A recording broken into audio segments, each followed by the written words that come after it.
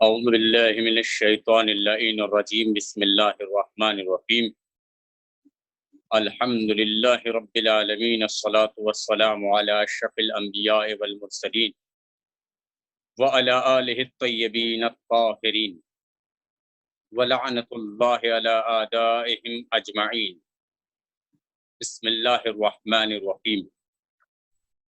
تمام ناظرین محترم کی خدمت عالی مرتبت میں سلام کا نذرانہ پیش کرتا ہوں۔ ناظرین محترم، جیسا کہ کل ہم آپ کے سامنے حاضر ہوئے اور ہم نے حجت الاسلام والمسلمین علی جناب مولانا سید یوسف احمد مشہدی صاحب کے مبارک بیان کا مشاہدہ کیا اور اس سے بہرہ مند ہوئے، اس سے فائدہ اٹھایا۔ انشاءاللہ اس سلسلے کو آگے بڑھاتے ہوئے آج پھر ہم آپ کی خدمت عالی مرتبت میں حاضر ہوئے ہیں اور ہمارے ساتھ ہمارے مہمان خصوصی عالم باعمل با اخلاق حجت الاسلام والمسلمین مولانا سید یوسف احمد مشہدی صاحب قبلہ موجود ہیں۔ میں اپنی طرف سے اور اپنے تمام ناظرین کی طرف سے قبلہ کی خدمت میں نذرانہ سلام عرض کرتا ہوں۔ السلام علیکم حضور۔ وعلیکم السلام ورحمۃ اللہ وبرکاتہ۔ اور انشاءاللہ آپ لوگ خیریت سے؟ امید خداوند آپ خیریت سے ہوں گے۔ الحمدللہ الحمدللہ۔ قبلہ سلامت۔ ہمارا یہ جلسہ ہے جس میں ہم آج بیٹھے ہوئے ہیں، جو آج ہماری نشست ہے، یہ اس عنوان سے انشاءاللہ ہوگی جو مومنین کے چند سوالات آئے ہیں اور جو سوالات کل رہ گئے تھے وہ آپ کی خدمت میں عرض کیے جائیں گے اور انشاءاللہ اس کے جوابات آپ سے سن کر تمام ناظرین، تمام مومنین جنہوں نے اپنے سوالات بھیجے ہیں وہ انشاءاللہ یقین حاصل کریں گے۔ اس کے علاوہ چونکہ زمانے کے امام کی معرفت حاصل کرنا ہم سب پر لازم اور واجب ہے، جیسا کہ بہتر جانتے ہیں آپ اور تمام مومنین کرام بھی بہتر جانتے ہیں کہ سرکار ختمی مرتبت حضرت محمد مصطفیٰ صلی اللہ علیہ وآلہ وسلم نے فرمایا کہ من مات ولم یعرف امام زمانہ مات میتۃ جاہلیہ، کہ جو انسان مر جائے اور اپنے زمانے کے امام کی معرفت کو حاصل نہ کرے تو اس کی موت جہالت کی موت ہوتی ہے۔ اس بنا پر آج جو ہم یہاں حاضر ہوئے ہیں وہ زمانے کے امام کی معرفت کے حوالے سے چند سوالات ہیں جو آپ کی خدمت عالی مرتبت میں عرض کروں گا۔ بالکل بالکل حاضر خدمت ہے۔ جو کل کے حوالے سے جو سوالات رہ گئے تھے ان سوالوں میں سے میں آپ کی خدمت میں سوال عرض کر رہا ہوں کہ مرد مومن کا سوال ہے جو آپ کی خدمت میں عرض کر رہا ہوں، وہ یہ کہ اگر یہ بتائیں کہ سب سے پہلے ماہ رمضان المبارک میں ہمارے اوپر کیا ضروری ہے کہ ہم پہلے نماز ادا کریں یا پہلے روزے کا افطار کریں؟ اعوذ باللہ من الشیطان اللعین الرجیم، بسم اللہ الرحمن الرحیم، والصلاة والسلام علی اہلہ وعلی اہلہا۔ سب سے پہلے ناظرین کی خدمت میں ایک بار پھر سے ہدیہ سلام کا نذرانہ پیش کرتے ہیں اور اس کے بعد بالاخص آج کی جو شب وفات حضرت خدیجہ الکبریٰ سلام اللہ علیہا کی مناسبت سے اس چینل کے وسیلے سے تمام ناظرین اور شیعان جہان کی خدمت میں، بالاخص امام زمان کی خدمت میں اس تسلیت وفات عرض کرتے ہیں۔ اس کے بعد برادر عزیز مولانا باقر سجاد صاحب کے بہت گزار ہیں کہ انہوں نے پھر اس قابل سمجھا اور ہمیں اس جگہ پہ مدعو کیا۔ بہرحال سوال یقیناً بہت عمدہ ہے اور بہت اچھا ہے کہ ماہ رمضان مبارک کے جس میں ہم لوگ ہیں اور ماشاءاللہ سعادت رمضانیہ سے اور برکات رمضانیہ سے فیض و فیوز حاصل کر رہے ہیں، کیا ان فیض و فیوز میں جو ہم روزہ رہتے ہیں اس روزے میں پہلے افطار کیا جائے یا پہلے نماز پڑھی جائے؟ ظاہراً یہی پوچھا گیا ہے۔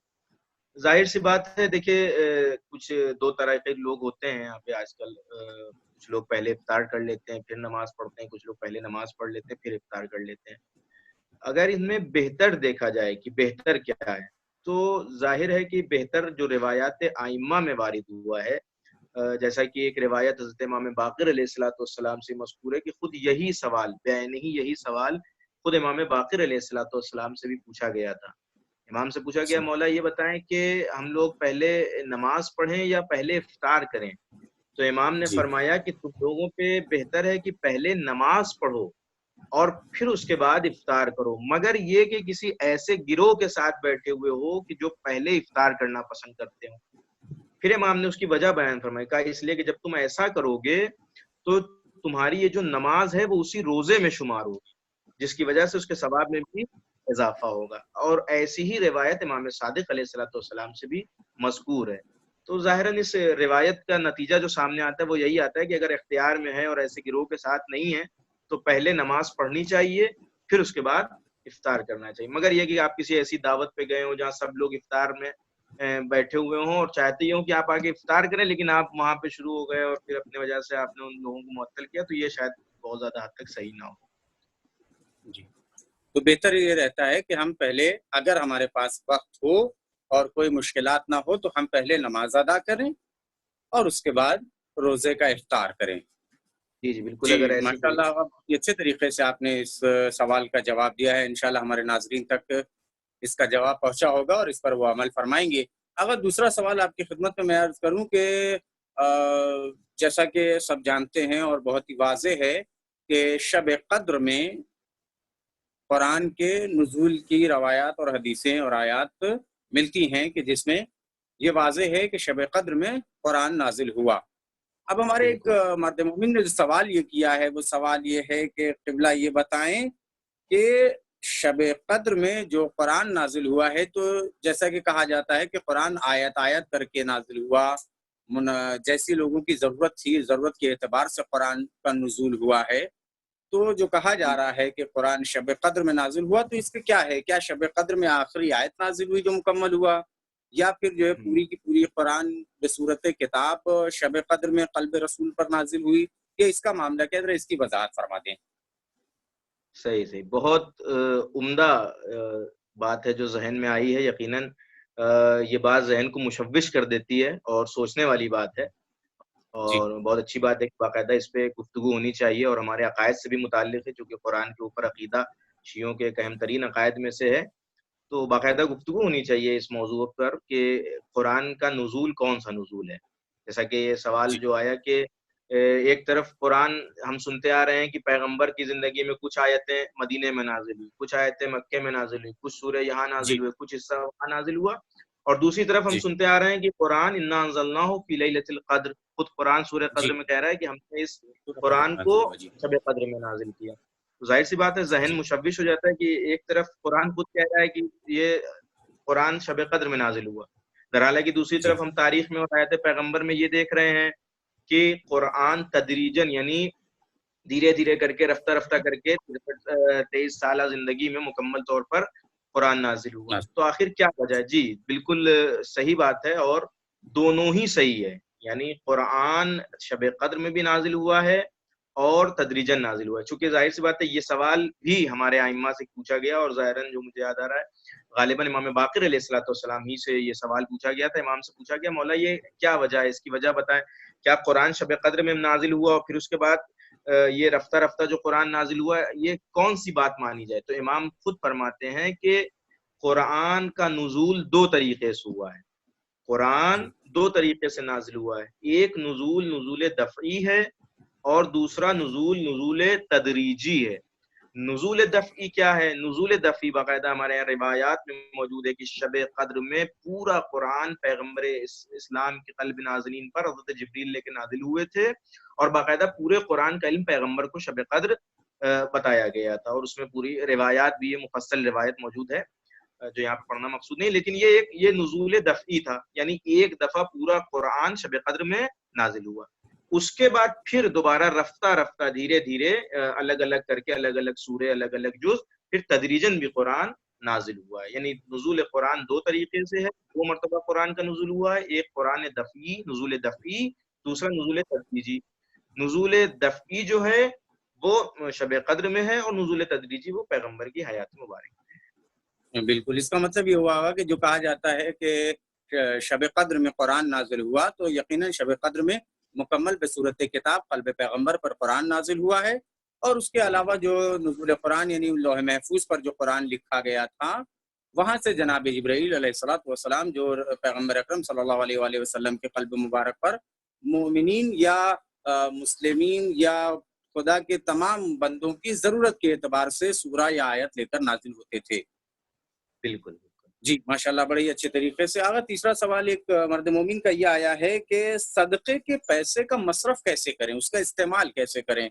हम किसे जो सदक़ा निकालते रहते हैं, अब चाहे वो जी। बिज़ाते ही मोमिन किसी मोमिन का सदक़ा हो या ज़माने के इमाम का सदक़ा हो, जिस तरीके का भी सदक़ा हो, उसके पैसे का हम मसरफ़ कहाँ कर सकते हैं, उसका इस्तेमाल कहाँ कर सकते हैं? जज़ाकल्लाह, बहुत अच्छी बात है कि सदक़े के हवाले सदक़े की तरफ यकीनन मोमिनीन और शियाने जहान को माइल होना चाहिए, इसलिए कि सदक़ा वो इबादत है कि जिसके बारे में कहा जाता है कि ये मौत को भी, नागानी बला को भी टाल जी, देता है। और सदक़ा जो है वो उसकी तरफ काफ़ी तरग़ीब दिलाई गई है। रिवायात में देखिए हमारे यहाँ जो फ़िक़ही तौर पर सदक़े की बहस होती है, वो 2 तरीक़े के सदक़े वारिद हुए हैं। एक सदक़ा वो होता है जो सदक़ा वाजिबी कहलाता है, दूसरा सदका जी, वो होता है जो सदक़ाए मुस्तहब्बी कहलाता है।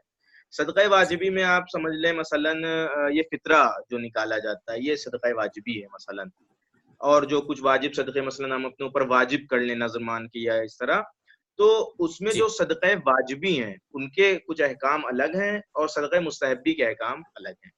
सदक़ाए वाजिबी वो है, उसका हुक्म वाज़ेह है बिल्कुल कि सदक़ाए वाजिबी जो सय्यद का सदक़ा है, उस सैयद के सदक़े को वो सदक़े वाजिबी जो है यानी जो किसी सैयद ने निकाला है, उस सदक़े वाजिबी को गैर सैयद भी इस्तेमाल कर सकता है और सैयद भी अपनी ज़रूरियात में इस्तेमाल कर सकता है। कर लेकिन सकता है। गैर सैयद ने जो सदक़े वाजिबी निकाला है, उसको सिर्फ़ गैर सैयद इस्तेमाल कर सकता है, सैयद नहीं इस्तेमाल कर सकता। ये सदक़े वाजिबी का हुक्म है, जो वाजिब सदक़े हैं, जैसे फ़ितरा हुआ या और कुछ, कि सादात के सदक़े को दोनों इस्तेमाल कर सकते हैं, लेकिन गैर सैयद का फ़ितरा सैयद नहीं ले सकता। गैर बेशक, सैयद का सदका सैयद नहीं ले सकता। ये वाजिबी है। इसी तरीके से और जो वाजिबी सदका है। लेकिन जो आम तौर पर हम लोग मुस्तहब्बी सदके निकालते हैं, मसलन घर जा रहे हैं, ₹1 का सिक्का निकाल दिया या मसलन सफ़र पे निकले सदका निकाल दिया या घर में जो राशन वगैरह सदका निकाला जाता है, ये आम तौर से ये सदक़े मुस्तहब्बी होते हैं। तो सदक़े मुस्तहब्बी में ऐसे अहकाम नहीं है, मसलन सादात और गैर सादात का कोई वो नहीं किया गया है। अलबत्ता हाँ, इसका बेहतरीन इस्तेमाल ये है कि आप इसकी मौक़ियत देखें कि बेहतरीन जगह पे कैसे दिया जा सकता है। यानी अगर वाक़ईअन कोई ज़रूरतमंद हो, तो किसी मोमिन की ज़रूरत को पूरा करने से बेहतर इस दुनिया में कुछ नहीं है। अगर आपने एक मोमिन की ज़रूरत को पूरा कर दिया, तो हर उस चीज़ से बेहतर है जिसके ऊपर सूरज चमकता है। अगर इस तरीके से मुहैया ना हो यानी कोई मोमिन नहीं मिल रहा है जिसकी, तो उसके अलावा आप देख सकते हैं बिल्कुल मदरसे वगैरह हैं कि जिनमें खिदमत दीन अंजाम दी जा रही है, उसमें आप सर्फ करें। अगर मसलन इसके अलावा आप हर उस काम में कि जहाँ खिदमत दीन अंजाम दी जा रही है, आप उसमें उस सदक़े मुस्तहब्बी को खर्च कर सकते हैं। जी।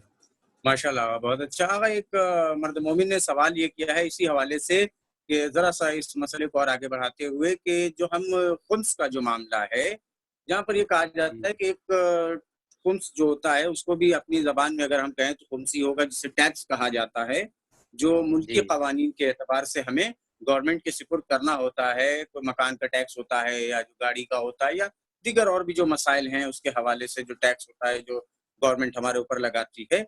अब यहाँ पे ये सवाल पैदा होता है जो कहा जा रहा है कि क्या अगर हम वो टैक्स अदा कर दें तो हमारे ऊपर खुम्स जो है वो अब वाजिब नहीं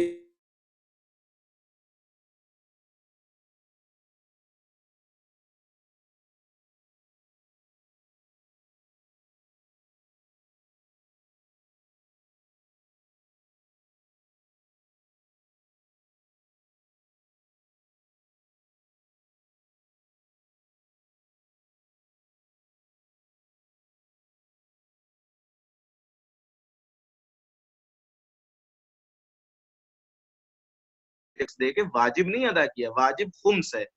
तो इसलिए खुम्स देना आपके ऊपर ज़रूरी है। खुम्स को देना आपके ऊपर ज़रूरी है। आपने इनकम टैक्स दे दिया, मसलन मिसाल के तौर पर, आपके पास मसलन मिसाल में दे रहा हूँ, मसलन आपकी खुम्स की तारीख आ गई और खुम्स की तारीख आते-आते नहीं 1 दिन पहले उसके, आपके पास ₹500 बचे हुए थे। ₹500 बचे जी, हुए थे, अब जी, आप चाहते थे कि मसलन कल जो खुम्स की तारीख आने वाली थी, उसमें आप इस 500 का खुम्स निकाल दें, चूँकि ये आपकी बचत थी। लेकिन ऐसा हुआ कि उससे 1 दिन पहले आपको उसी 500 में से इनकम टैक्स देना पड़ गया। आपने ₹100 इनकम टैक्स दे दिया, अब आपके पास ₹400 बचे। تب بھی آپ کو ان 400 میں سے خمس نکالنا پڑے گا. لیکن ہاں ایسا ہوا کہ خمس کی تاریخ آ گئی اور آپ نے انکم ٹیکس نہیں دیا ہے, تو جو کچھ بھی آپ کے پاس بچا ہے اس میں سے خمس نکالنا پڑے جی گا. یعنی آپ کو دونوں صورت میں خمس دینا ہے, بس فرق اتنا رہے گا کہ اگر آپ نے انکم ٹیکس دے دیا ہے تو جو کچھ بچا ہے اس پہ دینا ہے, اگر نہیں دیا ہے تو جو کچھ بچا ہے, یعنی میں وہ انکم ٹیکس والا پیسہ بھی جو اس میں بھی جڑا ہوا ہے بچا ہوا ہے اس پہ بھی آپ کو خمس دینا پڑے گا. جی بالکل بہتر ہے, بہت اچھے سے فرمایا. اور ظاہر ہے جو ابھی آپ نے ابتدا میں فرمایا کہ اگر ہماری قوم, ہماری شیعت جو ہے وہ اس معاملے میں بیدار ہو جائے اور خمس نکالنا شروع کرے تو یقیناً جو ہے وہ ہمیں کبھی بھی جو ہے وہ ہماری جو قوم کا جو غریب طبقہ ہے جن تک یہ حق پہنچنا چاہیے, اگر وہ واقعی معنی میں سب کی جانب سے نکالنے لگے اور پہنچنے لگے تو شیعت میں غریب طبقہ بہت ہی کم ہو جائے گا اور اسے اپنے مدد کے لیے, اور یہ جیسا کہ آپ دیکھ رہے ہیں کہ جو آج کل ماحول چل رہا ہے اس عالم میں, اپنی مدد کے لیے غیروں کے سامنے دست دراز نہیں کرنا ہوگا. بہت ہی بہتر بات آپ نے فرمائی. انشاءاللہ ہمیں پوری کوشش یہ کرنی چاہیے کہ ہم خمس کے معاملے میں بیداری پیدا کریں اور خمس کے معاملے میں ہم اب بہت آگے بڑھ کے آئیں. اب ایک مسئلہ یہ آیا ہے آپ کی خدمت میں عرض کرنا چاہتا ہوں کہ جو خواتین کے اوپر خداوند کریم نے پردے کو واجب قرار دیا ہے, حجاب کو واجب قرار دیا ہے, اس میں ہمارے ایک محترم ظفر الحسن صاحب ہیں جنہوں نے یہ سوال کیا ہے کہ آقا یہ بتائیں کہ کیا یہ جو پردہ ہے جو واجب ہے صرف سر کا پردہ واجب ہے یا جو ہے وہ چہرے کا اور آواز کا بھی پردہ واجب قرار دیا گیا ہے؟ ہاں بہت عمدہ سوال ہے اور یقیناً توجہ ہونی چاہیے اس بات پر, چونکہ حجاب ایک ایسی ضرورت کا نام ہے کہ جو اپنے محفوظ کرنے کے ساتھ ساتھ دوسروں کو بھی محفوظ کرتا ہے. اور حجاب یقیناً ایک ایسی چیز کا نام ہے کہ جس کے ذریعے سے اسلام میں جو ہے ہمارے جوانوں کی حفاظت ہو سکتی ہے اور ان کے تمام تر اعمال کی حفاظت ہو سکتی ہے. اور جی رہا مسئلہ اس چیز کا کہ حجاب کس حد تک ضروری ہے, کتنا ضروری ہے, کیا کیا کیا حجاب میں ضروری ہے, تو تمام فقہا متفق طور پر اس بات کے قائل ہیں کہ سر کا پردہ آپ کا واجب ہے, وجوب ہے. یعنی واجب ہے, یعنی کسی بھی صورت میں سر کو آپ کسی کو نہیں دکھا سکتے. سر کا پردہ یعنی بالوں کا پردہ جس کو کہا جاتا ہے وہ آپ کے لیے ضروری ہے. اب ایک مسئلہ جو ہمارے یہاں آتا ہے عام طور پر, چہرے کا پردہ ہے. چہرے کا پردہ واجب ہے نہیں, واجب اولیہ نہیں ہے, ظاہری طور پر واجب نہیں ہے چہرے کا پردہ, لیکن ہاں بعض شرائط کے ساتھ جو آغا سیستانی دامت اللہ الوارف نے بیان کیا ہے, بعض شرائط کے ساتھ کبھی کبھی واجب جیسا ہو جاتا ہے. مثلا اگر آپ نے اپنے آپ کو سجا سوار رکھا ہے, عام طور پہ عورتیں جو زینت و آرائش کرتی ہیں تو زینت و آرائش کر کے آپ کسی نامحرم کے سامنے نہیں جا سکتے. اگر آپ نے اپنے چہرے کی زینت و آرائش کی حتیٰ ناک کی کیل, بعض علماء نے یہاں تک تشریح کی ہے, تو وہاں پہ چہرے کا پردہ ضروری ہو جائے گا آغا سیستانی کے نزدیک. یا مثلاً اور بھی چیز, مثلا ایک آپ اتنی زیادہ خوبصورت ہے کہ جس کو اگر چہرہ کھول کے چلے گی تو دوسروں کے لیے باعث مشکل ہو سکتی ہے. ممکن جی ہے بعض لوگ لذات دنیا میں وہ ہو جائیں, تو اس کے لیے بھی ضروری ہے کہ وہ چہرہ چھپا کر کے باہر نکلے. اس کے لیے بھی چہرے کا پردہ ضروری ہے, چونکہ اس کی وجہ سے دوسرے مفسدے میں پڑ رہے ہیں. اور یا مثلا اسی جی طریقے سے یہ دیکھیں جہاں مفسدے کا وہ آ رہا ہے وہاں پہ ہمارے لیے حجاب, چہرے کا بھی حجاب ضروری ہے. یا مثلا آواز کا مسئلہ آ گیا, دیکھیے آواز کے لیے تو یوں بھی روایت وغیرہ میں جو وارد ہوا ہے کہ مثلا عورت نامحرم سے کلام اگر کرے تو وہ آخری وقت میں, یعنی مجبوری کے وقت میں کلام کرے, وہ بھی ایک عجیب سی آواز میں, یعنی کوئی بہت زیادہ آواز کو سجا سنوار کے نہیں کی جس سے اس کی طرف وہ مائل ہو جائے. ہاں اگر ایک شخص کی یا ایک عورت کی آواز ایسی ہے کہ جو بہت زیادہ اپنی طرف مائل کرتی ہے, کھینچتی ہے, تو اس کے لیے آواز کا پردہ بھی ضروری ہے. یعنی اس کی وجہ سے اگر مفسدے میں پڑنے کا خطرہ ہو تو وہ آواز کا پردہ بھی کرے گی. یعنی ظاہر سی بات ہے کہ پردے کا جو ہے مسئلہ ہے وہاں پہ چہرے کا پردہ واجب اولیہ تو نہیں ہے, جیسا کہ آپ نے فرمایا کہ واجب نہیں ہے کہ چہرے کا پردہ کیا جائے. لیکن اگر آپ کے جو کہنے کا مطلب تھا یا جو آغا سیستانی دامت اللہ الوارف نے جو فرمایا ہے اس کے اعتبار سے, اگر اس چہرے کی زینت سے کوئی نامحرم اس کی جانب متوجہ ہو رہا ہے بطور جی شہوت, تو ظاہر ہے کہ وہاں پر چہرے کا پردہ بھی واجب ہو بالکل جائے گا. اور جہاں تک میں یہ سمجھتا ہوں کہ بہتر ہے کیونکہ کوئی حرج نہیں ہے, کوئی بھی ڈھکی ہوئی چیز زیادہ خوبصورت لگتی ہے بجائے ان کے ہاں اسے آشکار کیا جائے تو بہتر یہ ہوتا ہے. جیسا کہ مجھے یاد آ رہا ہے کہ آیت اللہ خامنائی دامت ظلہ الوارد رہبر معظم سے کسی خاتون نے سوال کیا تھا کہ آغا مرد کے اوپر پردہ واجب نہیں ہے اور عورتوں کے اوپر پردہ واجب کیوں ہے؟ تو انہوں نے ایک مثال سے فرمایا تھا کہ بیٹا مرد ایک لوہے کی مانند ہوتا ہے کہ جسے دھوپ میں رکھا جائے، بارش میں پڑا رہے، کسی بھی صورت میں رہے، اس کے اوپر کوئی مشکل اگر کوئی خراش آ جاتی ہے یا کوئی دقت پیدا ہو جاتی تب بھی کوئی مشکل نہیں ہوگی. لیکن عورت خاتون بطور ہیرا ہوتی ہے کہ اگر اس کے اوپر ایک بھی بال برابر بھی کوئی درار پیدا ہو گئی تو بڑی مشکلات کا سامنا اسے کرنا پڑتا ہے. لہٰذا جو آپ نے فرمایا بہتر یہ ہے کہ ہم واجب اولا تو نہیں ہے، واجب اول تو نہیں ہے چہرے کا اور آواز کا پردہ، لیکن بہتر یہ ہے کہ ہمیں اس سے لیکن وہ پرہیز شرائط کرنا کے ساتھ چاہیے. واجب کی طرح ہاں سے ہو شرائط کے جاتا ساتھ ہے. جی ہے. بالکل ماشاء اللہ. جو بیان ہوئی اس جی جی جی ماشاء اللہ بڑے اعلیٰ طریقے سے. اگر ایک مسئلہ جو آج کی بحث سے مربوط ہے، بس مختصراً 2-3 سوال آپ کی خدمت میں عرض کرنا ہے، وہ یہ کہ معاملہ کیا ہے آخر یہ جو رسول نے ارشاد فرمایا کہ جو اپنے زمانے کے امام کی معرفت حاصل کیے بغیر مر جائے اس کی موت جہالت کی موت ہوتی ہے. تو ضرورت کیا ہے، اس کا فائدہ کیا ہے کہ ہم اپنے زمانے کے امام کی معرفت کو حاصل فرمائیں؟ احسن. بہت اچھی بات ہے کہ ہم اپنے زمانے کے امام کی طرف متوجہ ہوں، اور بالاخص اس دور میں کہ جب ساری دنیا پہ ایک پرشیب ماحول چھایا ہوا ہے، ایک عجیب فضا ہے اور ہر آدمی یعنی بے بس و لاچار ہے سمجھ لیں اس عالم میں، اور ایک عجیب فضا ہے. اور اس دور میں بھی اگر ہم اپنے زمانے کے امام کی طرف منسلک و متوسل نہ ہوں تو پھر کس دور میں متوسل ہوں گے؟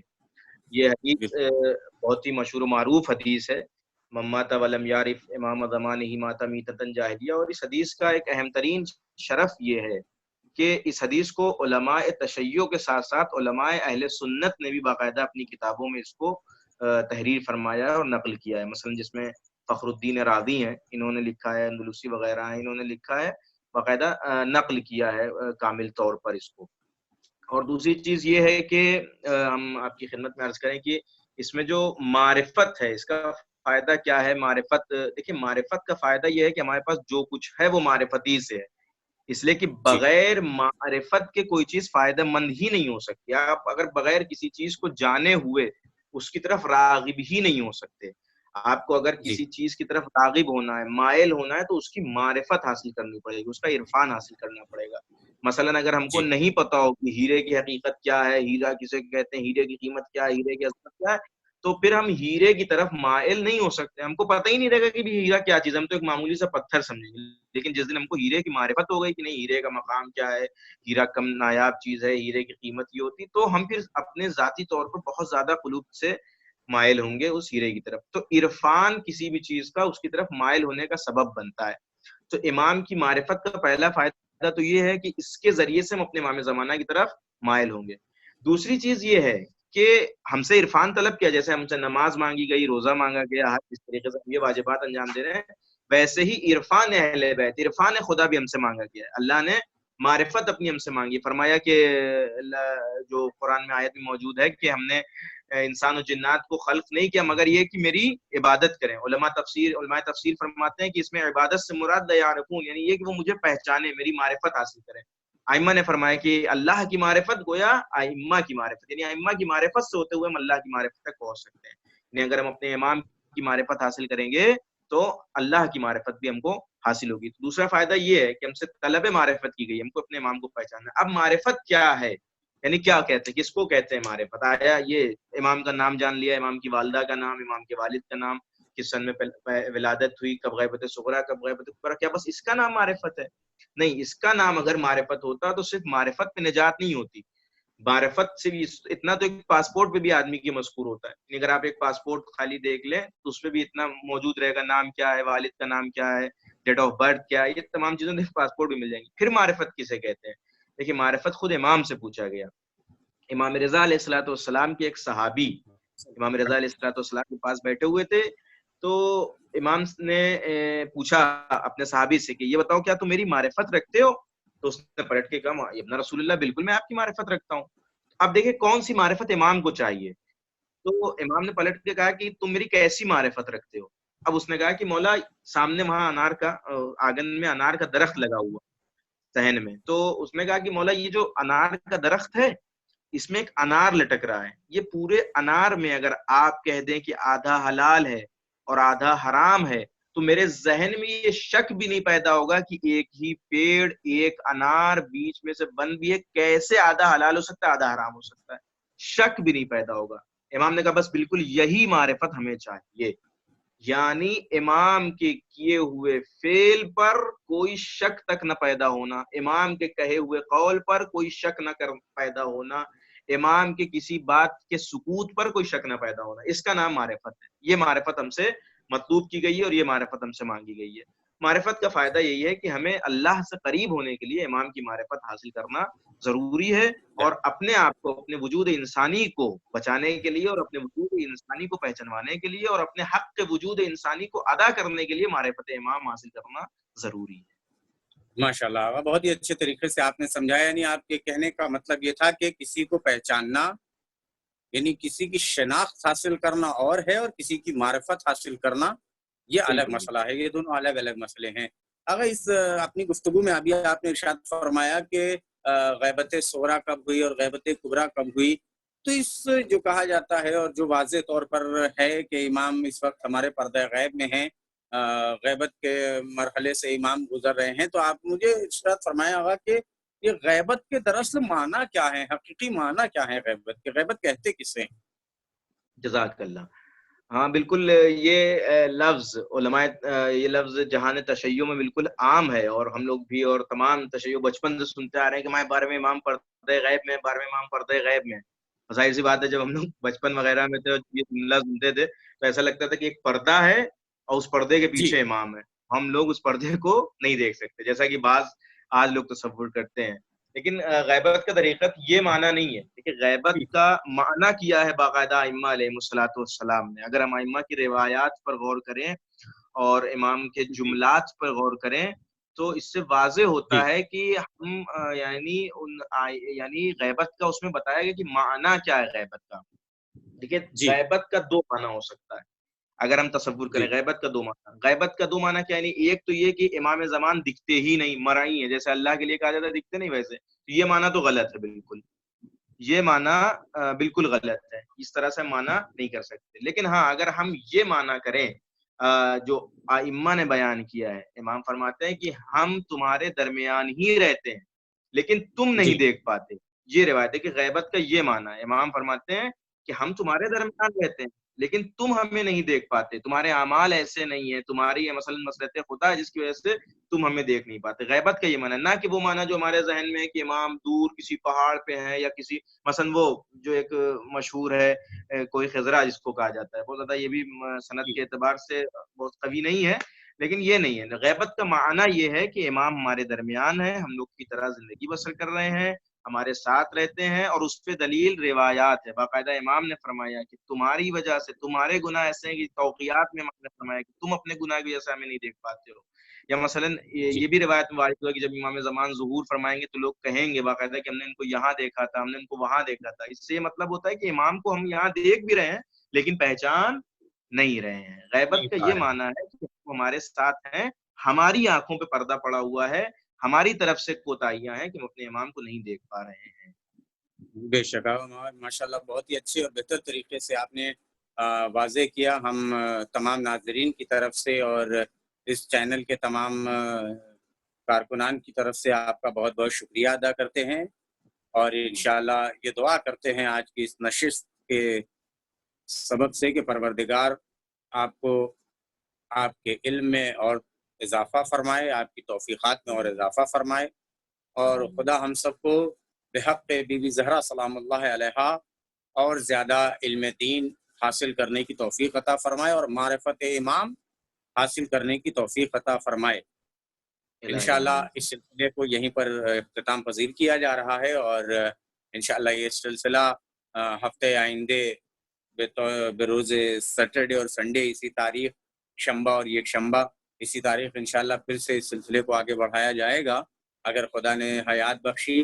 آئیے اس سلسلے کے اختتام میں ہم دعا کرتے ہیں, پروردگارہ ہم سب کو اس خطرناک مہاماری بیماری اور وبا سے جلد از جلد نجات دلا, تمام شیعان حیدر کرار کی جان مال عزت و آبرو کی حفاظت فرما۔